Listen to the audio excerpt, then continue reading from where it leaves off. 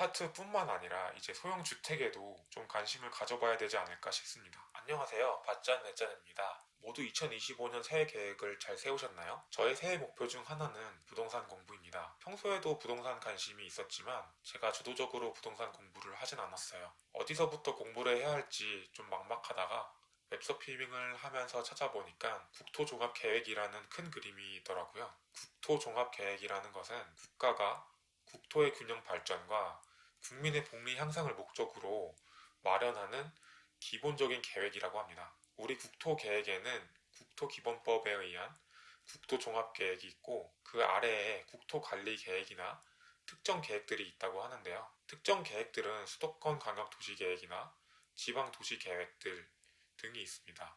이런 특정 계획들은 다음 영상에서 천천히 알아보도록 할게요. 먼저 오늘은 국토종합계획 2020-2040 계획을 먼저 좀 정리를 할 계획입니다.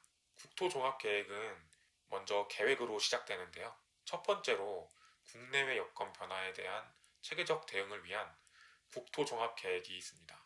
두 번째는 인구 감소와 저성장 시대로의 전환에 대비한 혁신적 국토 운영 전략이 필요하다고 합니다. 세 번째로 국민의 삶의 질을 향상시키는 사람 중심의 국토 비전과 전략 마련이 필요하다고 해요. 네 번째는 최상의 국가 공간 계획으로 위상 정립과 실효성 제고가 필요하다고 합니다. 이 네 가지 계획에 대한 제가 정리한 중요 키워드는 아래 5가지와 같았습니다. 인구 감소와 저성장 시대, 인구 구조 변화, 지역 간 격차와 불균형, 3터, 1터, 쉼터가 조화로운 곳, 중앙정부의 부문별 중장기 계획과 지방자치단체의 중장기 계획 간 조화 또는 연계. 이 각 키워드별 제 생각을 좀 정리를 해보았는데요. 첫 번째는 인구가 감소된다면 우리나라의 주거 형태는 어떻게 될 것인지에 대한 부분입니다. 이제 가까운 미래에는 가구 수가 증가할 수 있다고 판단이 되지만 결혼도 안 하고 아이도 안 낳는 이런 시기가 길어진다고 하면 결국에는 가구 수도 줄지 않을까라는 생각이 듭니다. 그래서 굳이 주택을 넓은 평형대로 고집할 필요는 없지 않을까라는 생각도 해보았어요. 추가로 뉴스와 신문 기사를 보다 보니까 도심 내 소형주택에 대한 법 완화를 통해서 30제곱미터 이하나 60제곱미터 이하의 소형주택을 공급할 수 있도록 했다고 해요. 또 노년층이 증가하다 보니까 노인을 위한 주택부터 LH에서 공급하는 소형주택들까지 공급과 수요가 늘어날 것으로 생각이 됩니다. 나중에 관련된 영상들은 별도로 정리해서 영상으로 만들어 보도록 하겠습니다. 두 번째로 저성장 시대에 대한 부분인데요. 저성장 시대에 우리나라를 이끌 주요 산업들은 어떻게 배치되고 주요 입지는 어떻게 될까라는 생각을 좀 해봤습니다. 우리나라는 기본적으로 제조산업을 주요 산업으로 하고 있기 때문에 기계, 화학, 전기, 전자 등의 산업을 이끌 수 있는 지역은 기본으로 좋은 지역이겠구나라는 생각을 했고 국토종합계획의 관광 관련된 내용들을 보면 향후에는 이런 제조산업이 부진할 계획이기 때문에 이런 관광산업도 추가적으로 개발할 예정이라고 합니다. 그래서 그에 따른 주요 입지들도 저희가 같이 한번 확인해 보도록 할게요. 세 번째로 이제 인구 구조의 변화가 부동산에 끼치는 영향은 이었는데요. 이거는 아까 첫 번째로 말씀드렸던 인구 감소와 저성장 시대라는 키워드와 동일하다고 좀 생각이 들어서 넘어가도록 하겠습니다. 네 번째는 3터와 1터, 쉼터가 조화를 이룰 계획을 가진 주요 도시는 어떤 곳일까? 라는 생각을 해봤는데요. 지금 부동산 공부를 하고 계신 분들도 아시겠지만 3터와 1터는 학교, 병원, 역세권 이런 것에는 변화가 없겠구나. 그리고 쉼터는 공원이나 놀이공원, 휴양시설들이 포함된 지역은 어디일까? 라는 생각을 좀 하게 되었고요. 향후 부동산 입지 공부를 더 하게 되면 지역 분석을 통해서 이런 부분들이 어떤 지역에 주로 분포하고 있는지 확인을 해보려고 합니다. 마지막으로 중앙정부의 국토종합계획을 기본으로 각 도시기본계획에 발전계획이 상세히 적혀 있겠구나라는 부분을 파악할 수 있었어요. 지금은 계획까지를 설명드렸고요.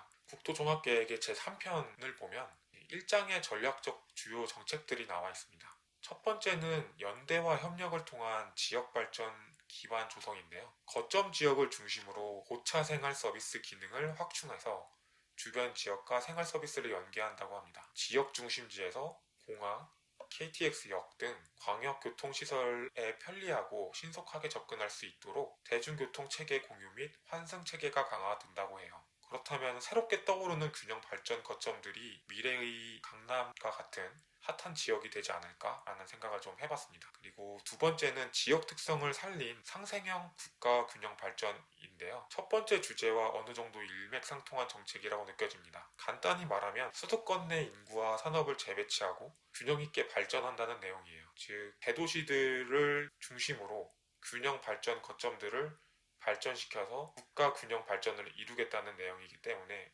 우리는 균형 발전 거점에 좀 집중을 할 필요가 있지 않을까라는 생각을 합니다. 세 번째는 농산어촌의 경쟁력 강화와 새로운 위기 지역의 대응. 네 번째는 중앙 지방 간 새로운 협업 체계 운영 확대 등이 있었어요. 저는 부동산과 관련 없다고 판단이 돼서 한번 읽고 넘어갔는데요. 관심 있는 분들께선 국토종합계획 상세 내용을 한번 살펴보시는 것을 추천드릴게요. 그리고 제 2장은 지역산업혁신과 문화관광 활성화를 다루고 있는데요. 이 부분은 좀 간단하게 소개해 드릴게요. 시간이 흐르면 흐를수록 세계 경제 성장률이 줄어들고 제조산업에 대한 경쟁력이 약화되면서 지역 일자리 증가폭이 많이 감소한다고 우려해요.